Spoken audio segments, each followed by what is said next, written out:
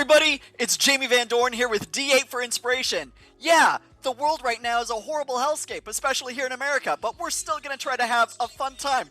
Oh no! I accidentally have Twitch up on my phone and we just got echoes. See what I mean? Everything is going wrong. But today, everything is about to go right because we are talking about the combat wheelchair. It's so cool. It's such an awesome supplement. By the way, if you don't know what D8 for Inspiration is, it is a fantastic variety show where we talk with TTRPG creators, players, and all sorts of personalities about awesome TTRPG stuff, especially D&D. And if you don't know what Neverending is, I'm going to tell you. My team and I are developing a really cool content creation platform focused on amateur animation and visual storytellings of all kind. Right now, we have a cool character builder up and a scene creator, so go check it out at beneverending.app. That's beneverending.app. Again, I'm Jamie Van Dorn. I'm here with an awesome content creator and TTRPG personality, Sarah Thompson.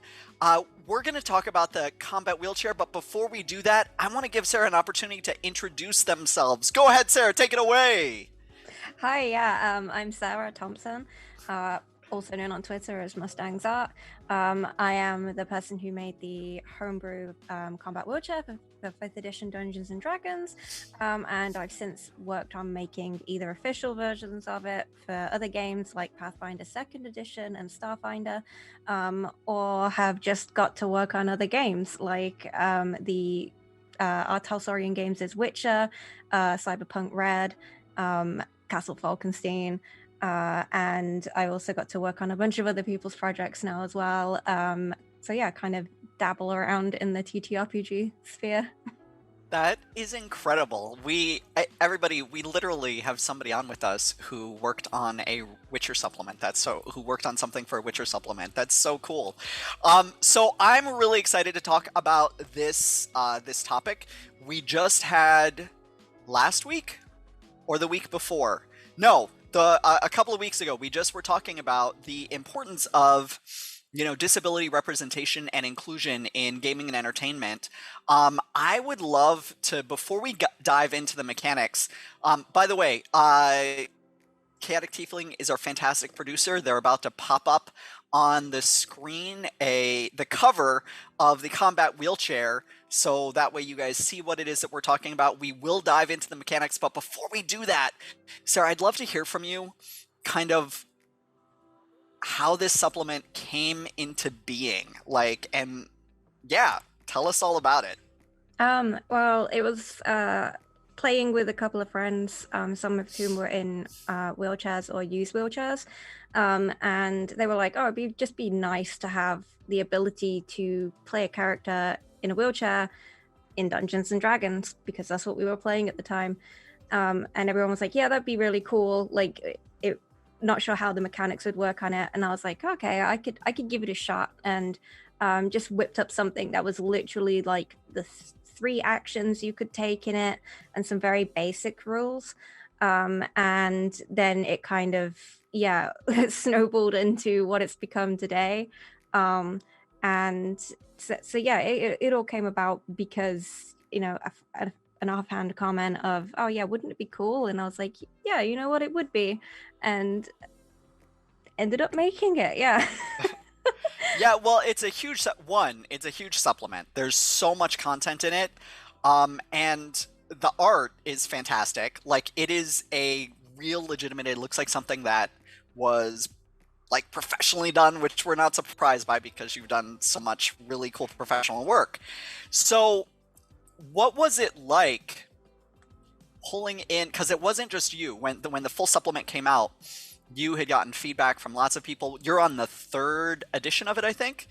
At the moment, yeah. And 4th is currently being written. Oh wow. So tell us a little bit about what all went into pulling together the collaborators and kind of the iterative process that you went through. So by the time the 2nd version came out, which was the one that kind of really kicked off, that didn't have any artwork in it, and it was literally like 3 pages long or something. And then when the 3rd version came around, and I had these ideas of, I want to make subclasses which aren't restricted to the wheelchair, but also allow for other disabilities to have representation, and even for characters who are able-bodied can just have a variety of different classes, subclasses to choose from. And as that expanded and the upgrades catalog came in and that got expanded, and like my character Talon Urin, who you see pretty much on every single cover of the combat wheelchair now, was made official in the D&D Idol Clicker, which is Idol Champions of the Forgotten Realms. And I was like, yeah, I would like artwork of it. And the kind of project that I wanted to put together and put out was all the artists are either, physically disabled or have mental illness or mental disabilities, chronic illnesses, neurodivergencies. And I want it to be a project like made by the people who are in the community that the combat wheelchair is for. And it was great fun. Like I got some artists who I'd worked with before, like Kruv, who does the artworks. That's Lio over on his Twitter. Like he does a lot of beautiful D&D art, and is kind of notorious for drawing a lot of tieflings. And I was like, Lio would be perfect to draw my tiefling character. Yeah, getting to work with him on like every iteration, and then also getting to work with others that like I knew of or had worked with when I did stuff like the artwork that I needed for the disability in the path, which is like disability for like the Witcher pen and paper stuff that I did for free. And I brought some of them over, and then I also made like this whole tweet about it, and I was like, hey, if you fall into this like category of people, I'd really love to like potentially get you to come and work on the combat wheelchair for the artwork, because I wanted artwork for every subclass and things like that. So getting to do that was really fun and great, and got to put people forward who otherwise were either very small in the community or it was their first time making something for the community. So getting to include people in that was great, and I had a lot of fun. Yeah, the new creators aspect is really cool. And this has been really well received in a lot of important circles. I mean, like you said, you've actually made adaptations for Starfinder, for Pathfinder 2e. And it was, well, I don't want to steal your thunder, but there is a fairly well-known stream that ended up using it. Can you tell us a little bit about like that? And like, did you know that was going to happen, or was it a surprise to you? Like, what was up? I knew it was going to happen. I think it was a couple weeks before the episode of Critical Role went live, and had like no idea before that Matt was even considering using it until he followed me back on Twitter, and I was like, oh, that's cool. Like, yeah, cool, very cool. Matt Mercer followed me back. That's awesome. And then he messaged me and was like, hey, really want to use your mechanics in Critical Role. We have this character in mind. Showed me the premise for the character and whether or not I would say yes to them using the combat wheelchair. And yeah, it took me like about half an hour to reply to him because I had no idea what to say. That kind of like internal panic. Yeah. And getting to see it then on Critical Role was really cool. The character was Dagon Underthorn, in case anybody watching wants to research it. But yeah, he was a dwarf barbarian, and he was great. Like I think he was in for two episodes as like a main NPC. So yeah, it was really cool getting to see something that I worked on used in Critical Role, which is like, for some people is considered like definitive D&D 5th edition, like, Well, yeah, I mean, because it has such a large viewership, Mm-hmm. So that's it. Of course, so of course it feels good. I mean, it would be like having, something that you created get picked up by Disney or by Netflix or whatever, like, or Yeah. something that you wrote get picked up by Wizards of the Coast. So, I think that that's fantastic, and I think it probably introduced a lot of people to the concept of including people with disabilities in your games. And you had said that kind of what inspired you was you had people at the table and they're like, "Oh, wouldn't it be cool if we could do this?" So what has it meant to the folks that, and by the way, watchers, we are going to get into the mechanics. I just want to provide kind of some of this context, and also I want to know. So what what's been the reception of your friends and the people in the disabled community that you're connected to this? Like, how has it made Um, people feel? What have they said about it? yeah, when the second version came out, because that was the one that was like publicly available. Um, yeah, like it was that, it meant a lot to them, and they were surprised, by like how much the rules really did reflect the experience. And then by the time third version came out, they were just like incredibly hyped to get to see like all of these subclasses and all of the upgrades and stuff that they could now add, and like have a wheelchair that's reflective of an adventurer or hero's lifestyle, like the fact that that's a thing, and that they can now bring it to tables, and the fact that like their DMs and stuff will know about it, and they'll be like, oh, I want to play a character with this, and their DM will be like, okay, I'm assuming you're using the combat wheelchair rule set, and yeah, and like having it be a thing that the disabled community, like not just like in the UK where I live, but like outside, like in the US and even in Yeah. Europe. Yeah, it's kind of terrifying to think about, like, that it's reached that far, but yeah.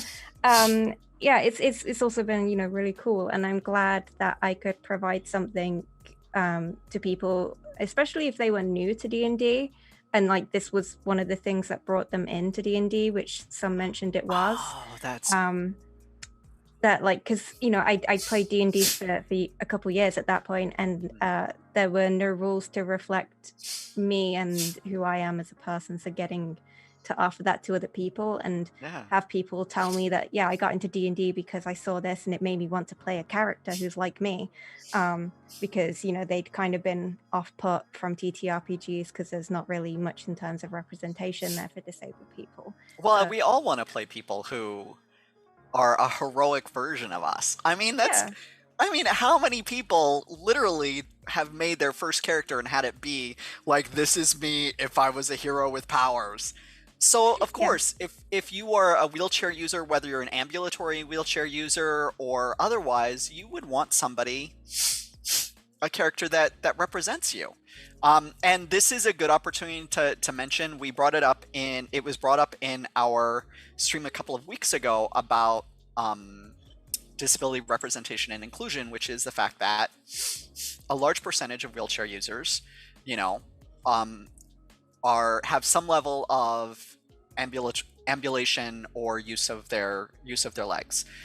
So it is not a binary situation, which is important because, folks, if you see somebody out in the world in a wheelchair and they get up, or sometimes you see them with crutches, or sometimes you see them and they have leg braces, or maybe you don't notice the leg braces or whatever, just don't assume. Don't make assumptions. Yeah. It's really crappy. It also is like, as somebody who's been in a wheelchair, and then to get up out the wheelchair to like reach something kind of top shelf, for example, and like you just look at people's faces. Like I love seeing like people who look like horrified that I have somehow stood up, and it's like, I know. yeah, true miracle, right? Like, like guess what?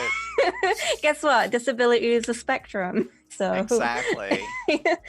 yeah, it's definitely a thing that when you're out in public. Right? Yeah. So, I want to mention, like, you've mentioned a couple of times that you've done versions of this. What's kind of been the inspiration or the push to put out different versions of it, or updated versions? Um, Because we're it's currently on version 3. yeah, it's usually that like I've read through like the most recent like version that I've done, and I've go through it, and like I pick out bits and pieces that needs to be changed, where I think as I've gotten better at writing rules and better at designing as a game designer through my experience, like having like working with actual companies and their games now, like I know more about the process. So going back and revisiting it and going like, okay, this needs to change because it's too wordy and I could say it this way and it's far more streamlined and easier for people to understand. And then yeah, like when I was reading the second version, I was like, okay, what if I expand the upgrades catalog? And then the upgrades catalog was me going, okay, but there's also like, some of these would be really useful if you had like for specific classes. And then I got to thinking about like how would the wheelchair interact with certain classes, and then like kind of it spiraled into making subclasses. And yeah, then that like kind of like became what the big like version 3.0 like became about, was like all these massive overhauls of everything, and getting to add certain things, and also add stuff like the fictional section, which features my character Talon and talks about him and his journey. And like there's going to be another short story with him in the next iteration and stuff like that. So getting to that's cool. Yeah, it all kind of just like, it's basically just me revisiting things and being like, yeah, I want to add this now, and I want to add this now, and I feel more confident in where I am now as a game designer to add this stuff that like I either had in mind before or got inspired by later. So yeah, that's usually like my process with it, is like, oh yeah, have like a one idea, and it usually like snowballs into something very big that ends up taking me way longer than I thought it was gonna take. But like, but I have so much fun writing it that like it's like I've mentioned before on Twitter, like it's a real labor of love, and it's no chore coming back to it. Like I love coming back to the combat wheelchair, like, and getting to work with its rule set again and add new things. And like I also take on even when people are just like, oh, I don't think the chair accounts for this very specific situation. It's like, okay, that won't go in the core rules, but I could add it as a side note so that if a DM runs into that, then yeah, like they'll understand what to do in that situation. So yeah, that's usually how I go about it. It's just, yeah, see where inspiration takes me, really.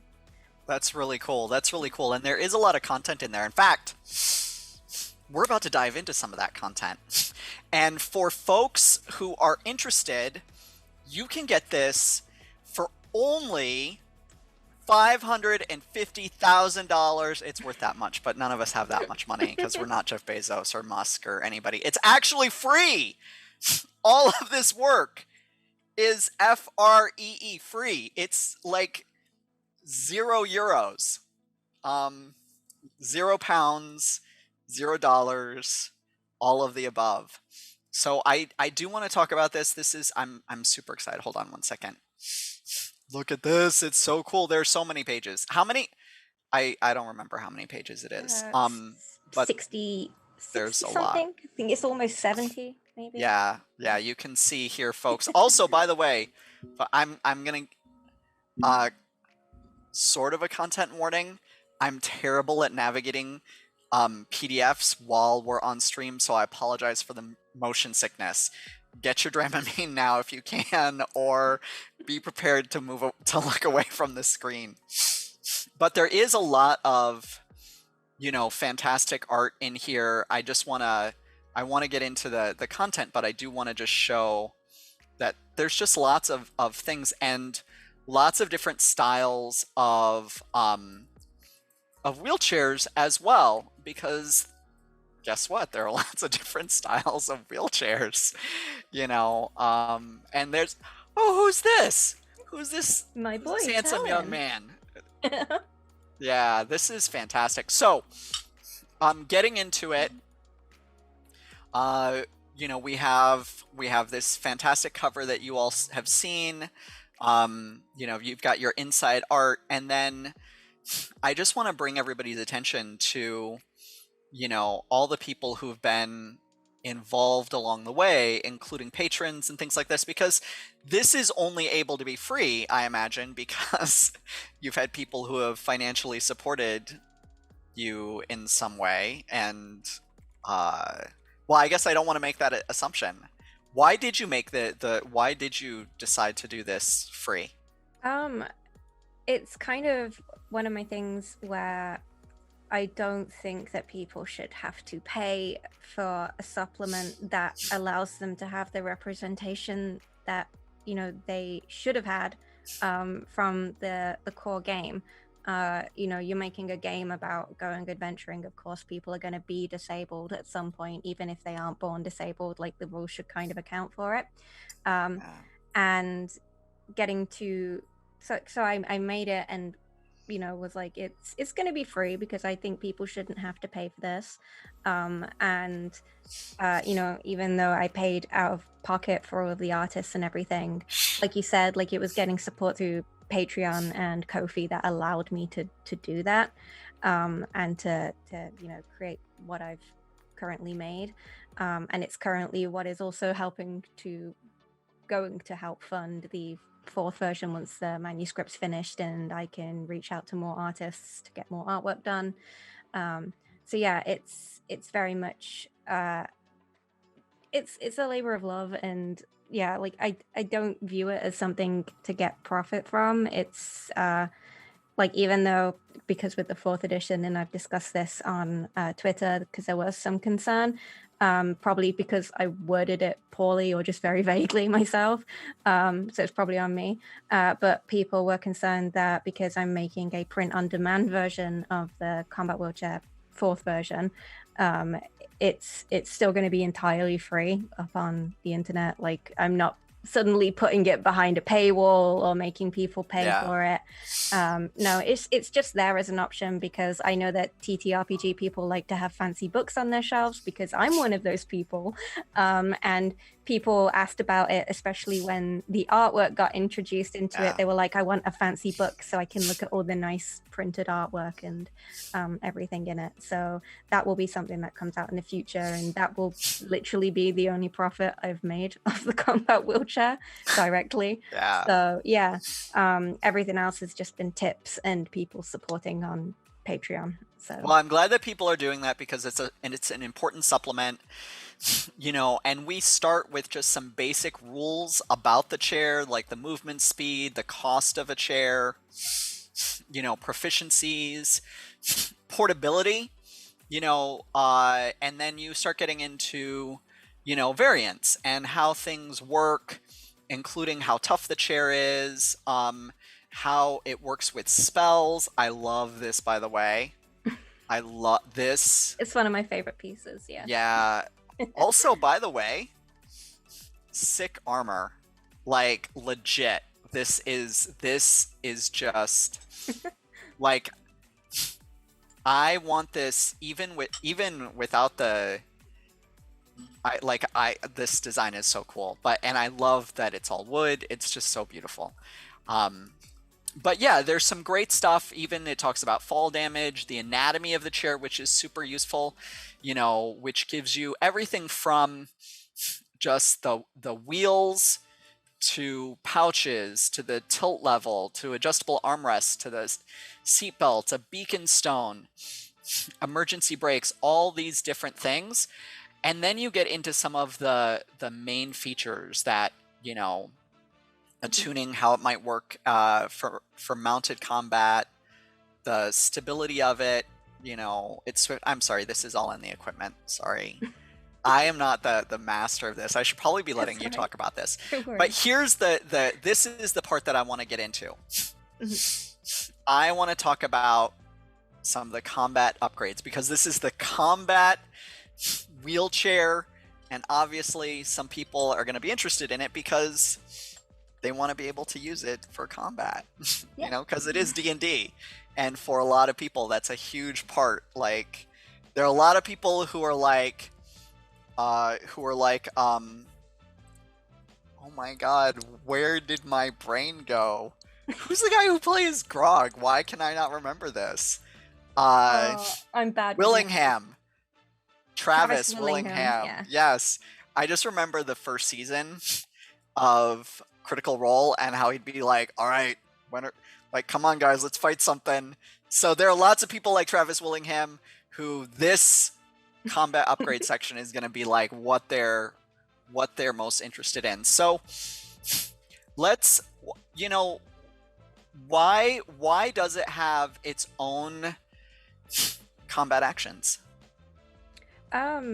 So it's an alternative. The actions, like the three main ones, which is Crush, Ram, and Tire Strike, and they're all they were in like the original like rule set when I first made this. So like the first time around when it was like on a scrap piece of paper, and they haven't really changed at all.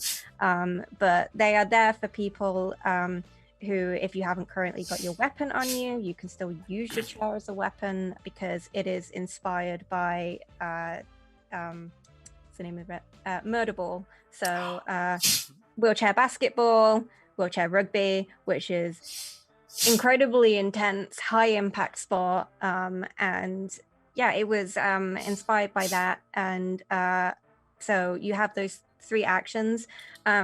I think for some reason some people got confused, but it's three attacks that the chair can make, but you have to have either one hand free or both hands free in order to use your chair like that. It doesn't suddenly give you three additional actions that you can have on top of your weapon.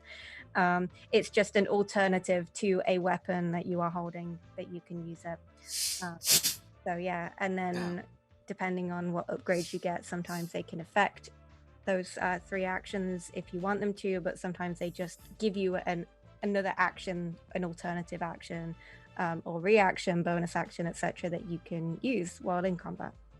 Nice. And this gives you, so there are lots of potential upgrades, but each chair is limited to 3 upgrades at any particular time, unless there's always a loophole, unless you're an artificer who can kind of add some more stuff, which totally makes sense.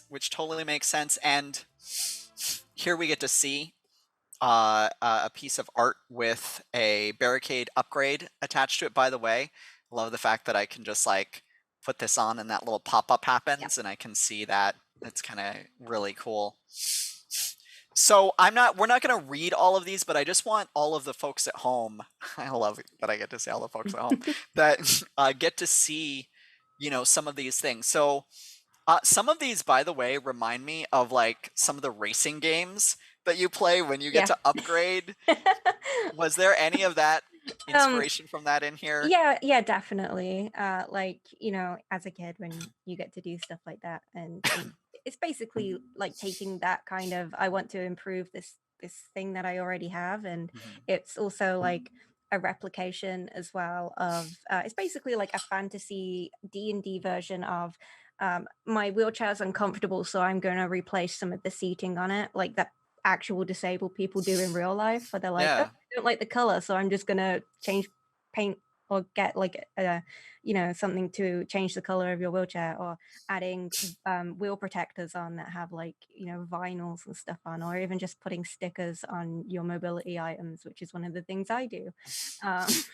You just put loads of different stickers on them, just to make them more your own. And well, an adventurer to make something more their own would have it be, I can use it in a bunch of ways, both in and out of combat, just in an encounter that I might come across.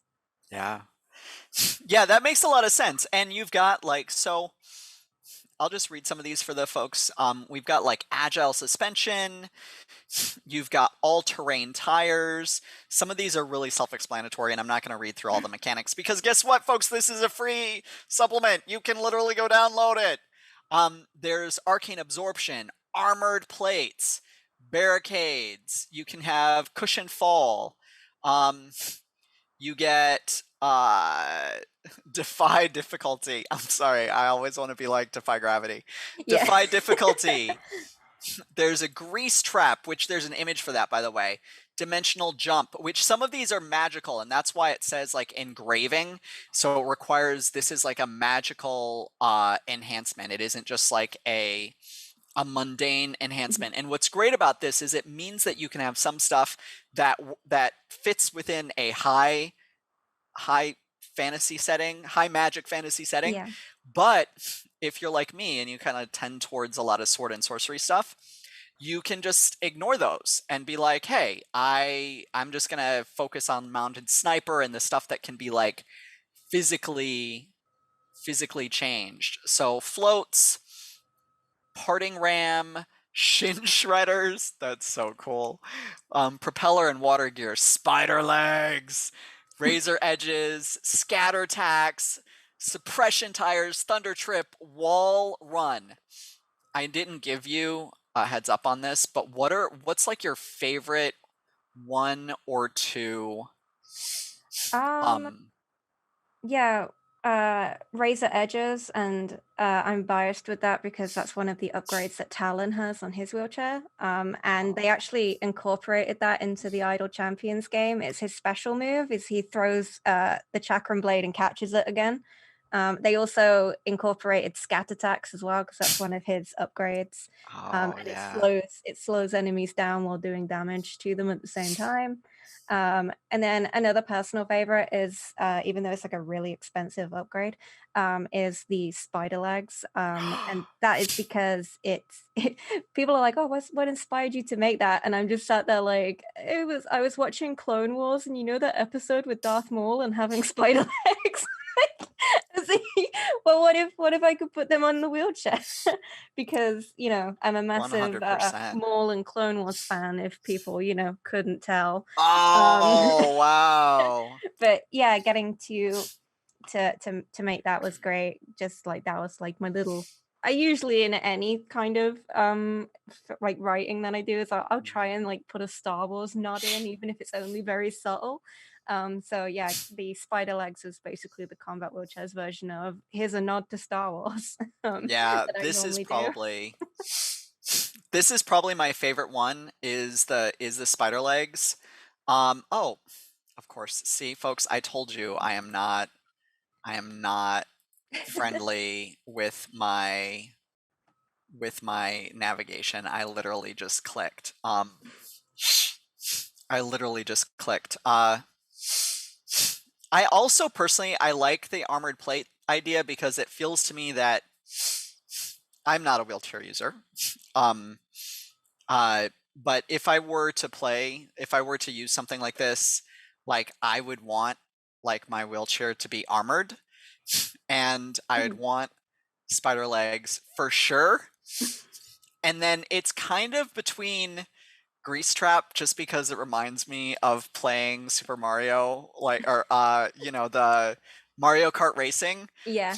Um, that's totally like a thing for me.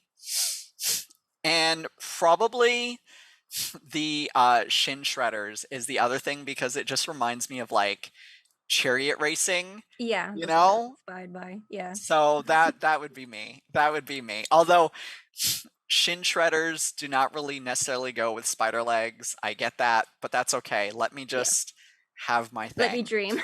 Yeah. Exactly. Um moving on from the you took this from initially a focus on kind of these upgrades and how you use it to bringing in other important aspects of disability representation, including backgrounds. So, folks, there are lots of backgrounds in here.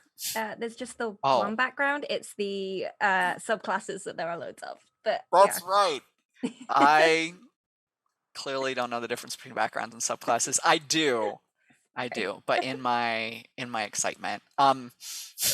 But there are great suggested characteristics with this one background. Look at me overselling. Maybe there should be more backgrounds. Maybe I am seeing into an alternate future Mhm. where Sarah has done 4 more backgrounds. I don't know. It's a possibility. It's a possibility. Again, this fantastic art. Subclasses. This is where it is. This is where they're like you said. This is where there are lots of stuff. We've got artificers. We have a barbarian, which, and by the way, look at this artificer pick. This is so cool. This is so cool. Like, I dig this so much. Like, it's a mech suit, for crying out loud. Like, how could you not want to play this? This is like, um, tell us a little bit about the barbarian path of the fatigued, because this is kind of a different take and a different approach on the overall barbarian. Yeah.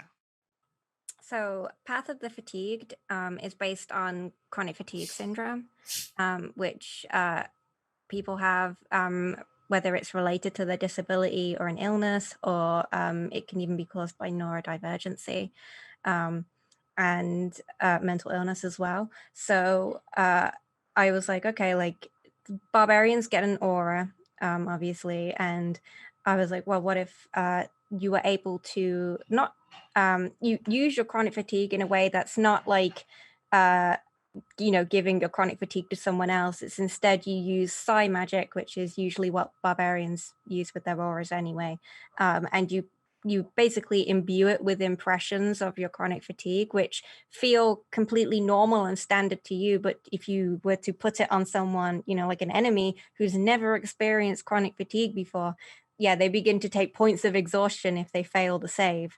And it also incorporates chronic pain for barbarians, because a lot of the time when you've got chronic pain, your pain threshold is very high anyway. And I usually see that when I go and get tattoos done, because I'm like, tattoos don't hurt, like not really. Yeah. So and I was like, yeah, well, a barbarian would use that to have like a higher threshold. You can push yourself further in terms of how many hits you can take. And you regain hit points basically whilst you are raging. And then there are what else is there? You can use certain attacks like your melee attacks to instead of just imbuing like an aura that radiates from you with fatigue, you can forcefully slam it into people whilst you are fighting them, and they take a point of exhaustion for a minute. So like if you really like laid into one target, you could reasonably slam them with about three or 4 points of exhaustion during combat that they have to wait 10 rounds for it to wear off on. Which is huge. Huge, yeah. That's huge when you start looking at those penalties. And then you can also overwhelm them with your chronic pain, like impressions of chronic pain. And it causes creatures that fail on that save to become stunned until like the end of their next turn.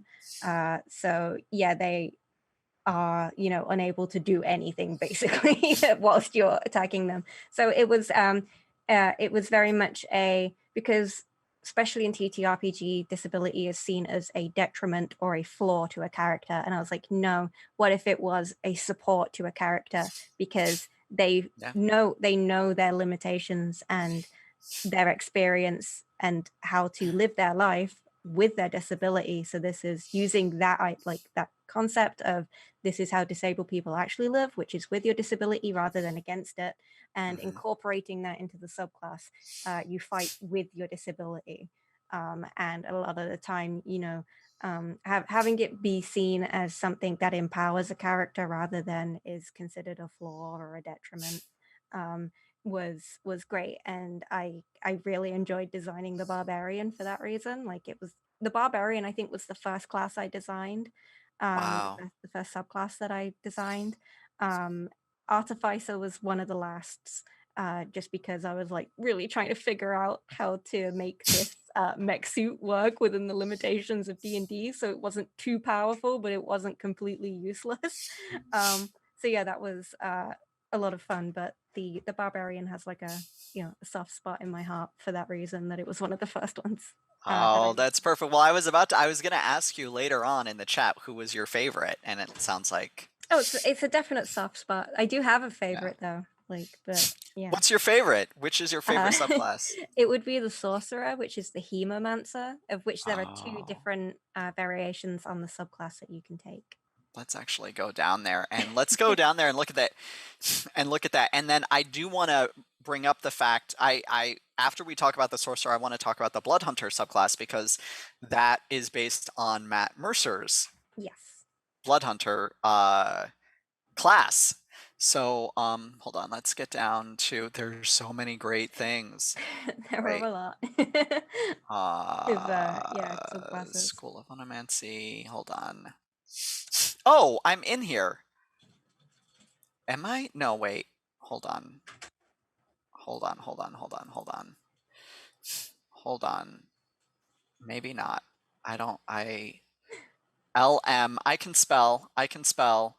What comes S is after M and it's after R. All right. Yeah, it's after the rogue, I think.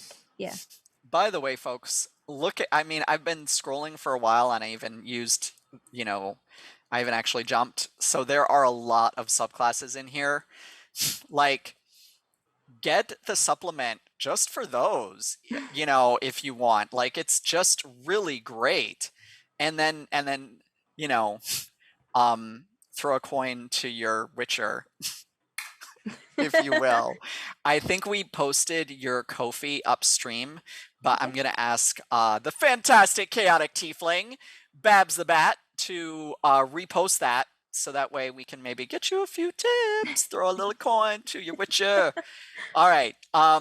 So this is the Hemomancer, which, this is something that people love, by the way, is this ability, like this ability to use your blood to cast spells. It is a classic thing. I've seen a lot of different versions of this. I really like your version. By the way, you put in this great little quote.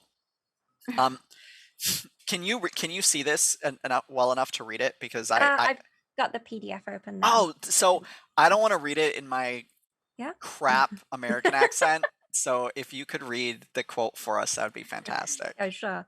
So, hemomancers are a unique category of sorcerer. Instead of there being one uniform origin, it appears that they have two paths they can follow, one of control and mastery, the other of raw arcane power and strength. Highly unusual indeed. Nice. I love little bits of game lore like that or world building lore that just makes something feel like it's part of something bigger. So again, we don't want to read through this. There is a content warning, which I remember how this I was like, oh wow, but it absolutely makes sense that this subclass features themes of self-harm and description of injury and blood. Descriptory Descriptory. of injury and blood. So you have a couple of variants. You get two meta magic options, and one that they're optional to take. And one is a precision spell that lets you be more precise, and one is a draining spell, which makes the spell much more powerful. Yes, at a cost. At a cost. Why those? Why those? What inspired that?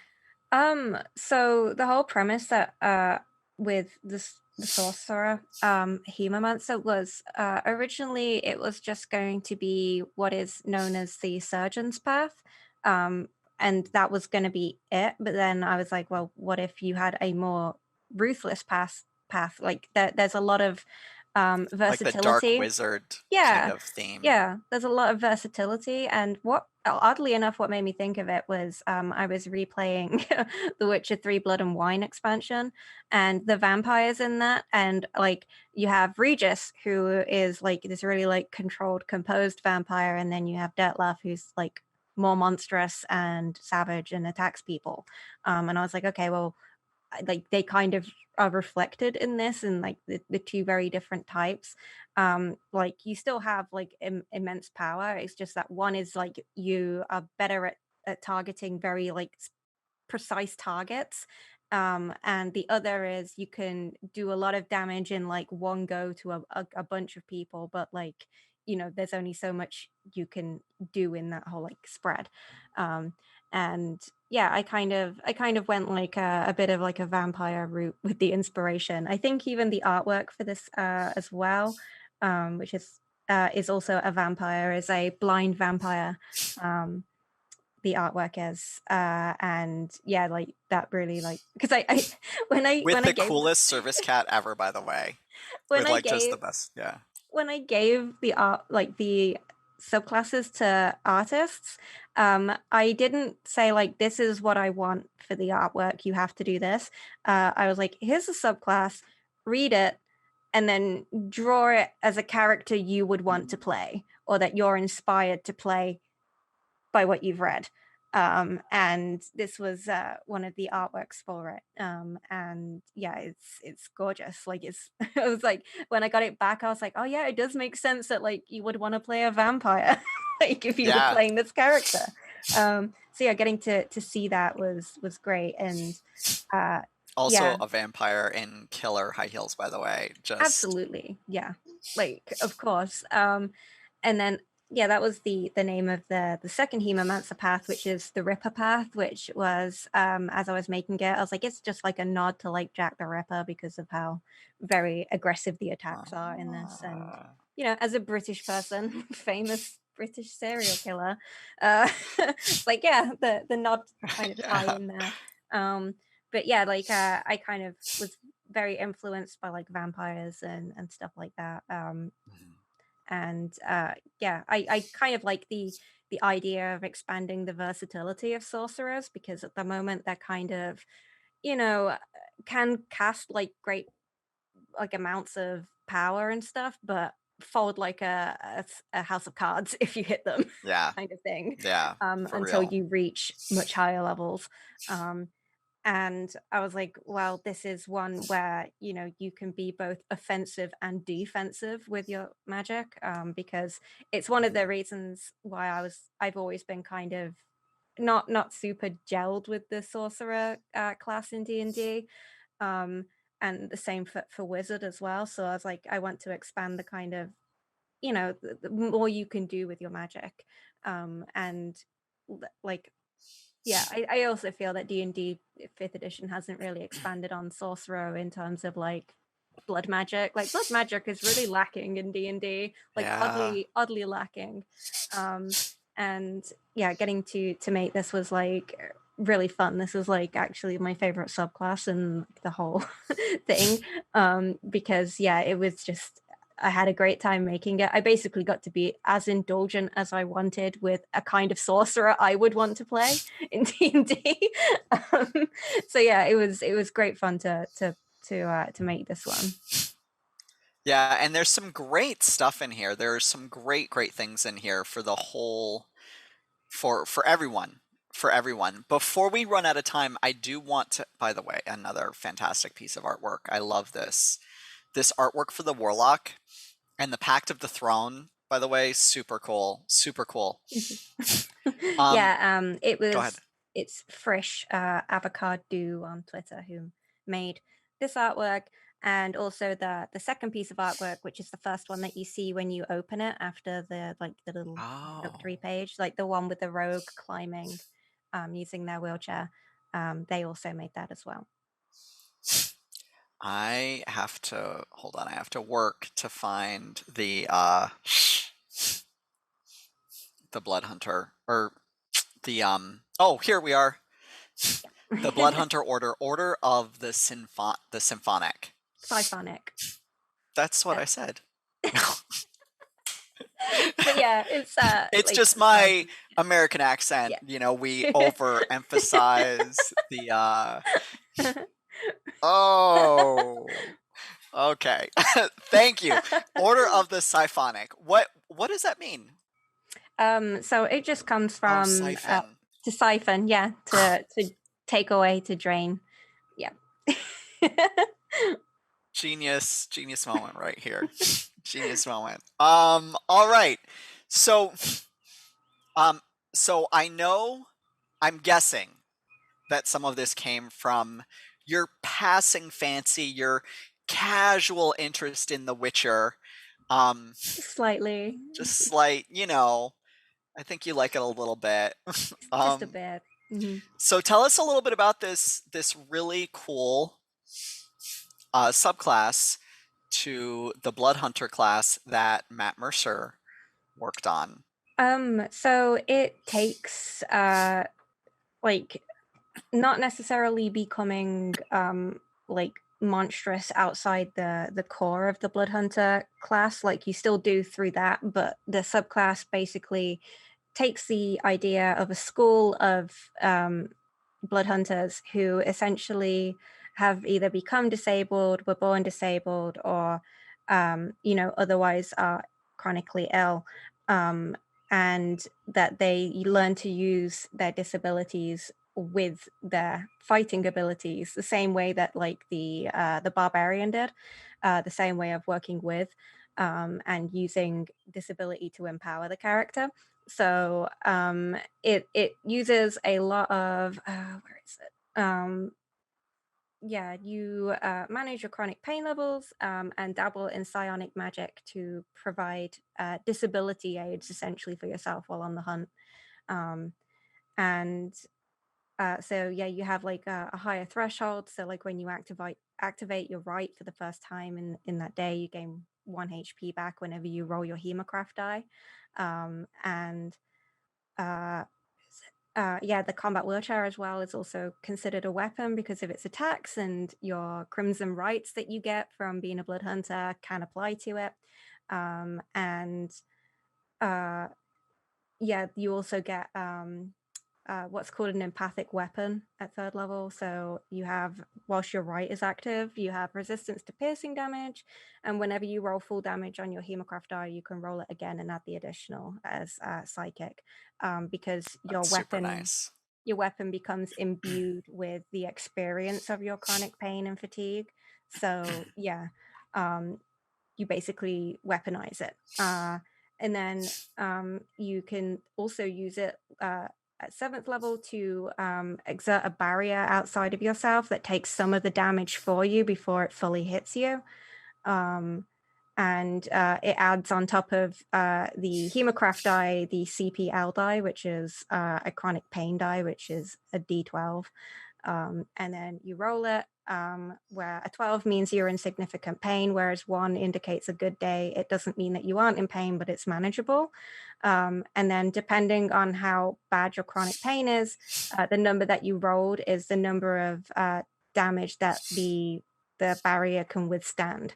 So if you're having a good pain day, it'll only take 1 hit point of damage. But if you're having a bad pain day, your pain is more amplified when you push this barrier out, so it can withstand 12 damage before it hits you. You also have the opportunity to amplify this version of the feature. So when you do, you sling the damage that the barrier absorbed back at a hostile creature within 30 feet of you. The creature must make a wisdom saving throw. And on a success only takes half damage. Otherwise, yeah, it takes the full damage and it's converted into psychic damage by your psi. And then at 15th level, the amplification doubles the amount of damage that you send back. Nice. Yeah, and then with 11th level, yeah, you can use bonus action to blast them with a semblance of like chronic pain that you have in your thigh. So like you hit them and then you strike them again with it, and it has to make a saving throw or take 48 psychic damage. And then if it fails that saving throw, it continues to take an additional 1d8 psychic damage until it can like actually succeed the throw. Which is Um, nice. I love effects that are like continuing effects.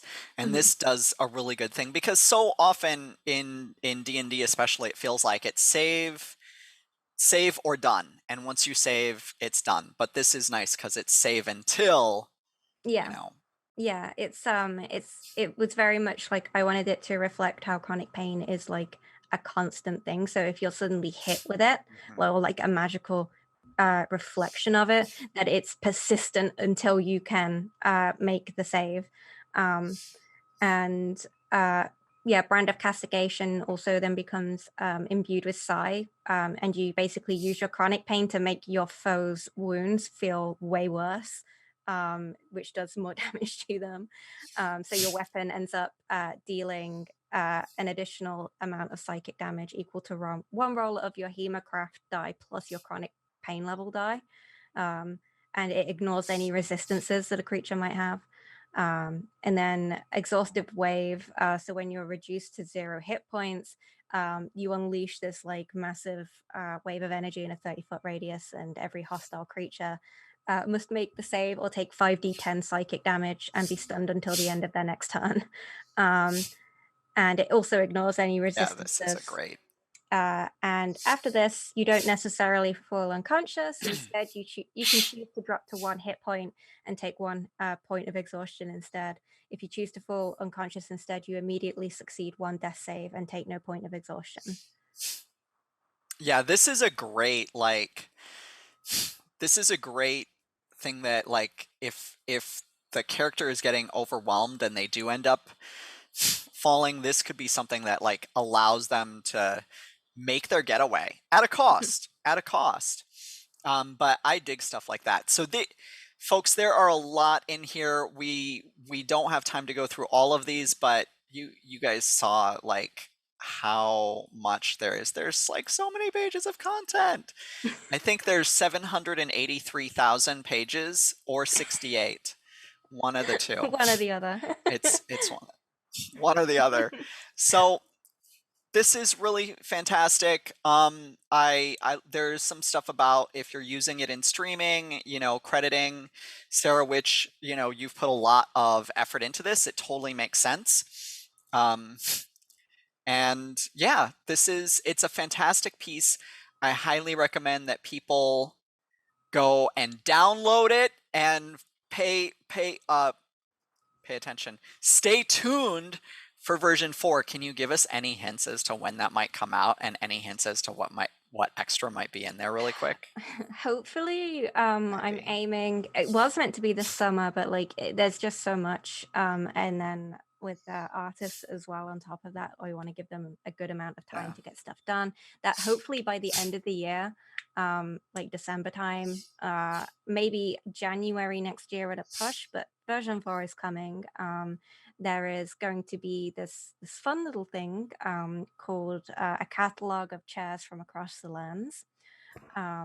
Oh, that sounds cool. There may or may not be a Baldur's Gate Mad Max Fury Road inspired chair in there, and how to make your chair like that if that's what you want to do. And there's also a Barovian style chair as well, which is designed specifically to hunt werewolves and vampires. Nice. So yeah, there's going to be a lot of chairs that are very niche and specific to a setting, so that if you just want to just throw a character straight into a setting and don't want to think too much about like picking out specific upgrades that might be useful in that setting, this catalog basically just provides, if you're in Icewind Dale, here's a good chair to use. And the Icewind Dale chair is one of my favorites because it involves turning your chair into a sled, and you also get a little team of sled dogs to help you pull it. So That's fantastic. that's one of my favorite ones so far. Special request, a Spelljammer chair. I'm just saying, a Spelljammer chair. That has been like one of the ones that I'm kind of toying around with. Not entirely sure 100%. There's also going to be a Sigil chair as well because I love that setting. Yeah. So, you know, very steampunky and fun. So yeah, there's going to be a lot of fun stuff, hopefully, that people will love, and a couple more short stories and stuff like that too, and a couple more NPCs and stuff. And for DMs specifically, but also for players as well, there's going to be a section on how to describe using the chair, whether it be in combat or moving around, etc., how it interacts with the world, just because some people say that they struggle with knowing how to describe it. And yeah, so hopefully hopefully people enjoy that, and Going to be Oh yeah. a lot more artwork as well. So That'll be fantastic. Come for the art, stay for the mechanics, or come for the mechanics and stay for the art, or come for just the whole thing in general because it's fantastic. So this has been a great show. I hope everyone has enjoyed it. I didn't see a lot of questions in the chat, but that's because we cover so much stuff and we get into everything. I'm assuming. But anywho, Sarah, thank you so much for being on. This has been a great chat. Can you remind folks who you are and where they can find you? Sure thing. I'm Sarah Thompson. You can find me over on Twitter at MustangsArt. That's pretty much where I do everything / announce everything. And all my links to like my Patreon and my Ko-fi and are in my Twitter bio, like on the link tree. And then the combat wheelchair is pinned tweet. It's right there, completely free. Always will be free. Forever will be free.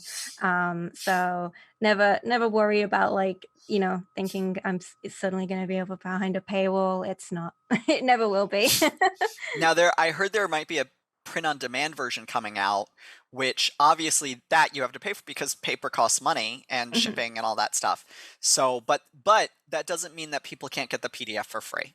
Yeah, and I'm also not doing anything weird like, oh, this is content that you can only get in the book. No, it will all be up on there as free. Even if stuff ends up getting added in, I will add it onto the main PDF and it will be there and accessible for people. That's super cool. Well, thank you so much. My name, folks, again, it's Jamie Van Doren. We're here on D8 for inspiration, so we're hoping that you can take that D8, roll an 8, and go ahead and enjoy the rest of your day. Thank you so much, Sarah, for being on and talking about your amazing supplement, the Combat Wheelchair. We cannot wait for version 2, although version 3 is pretty awesome on its own. All right, everybody, thank you so much for showing up and for hanging out with us. Tell your friends. We're going to tell your friends to check it out. We are going to raid Kivan or Sensei Suplex over on his stream, and we'll talk to you later, everybody. Take care. Bye. See you later.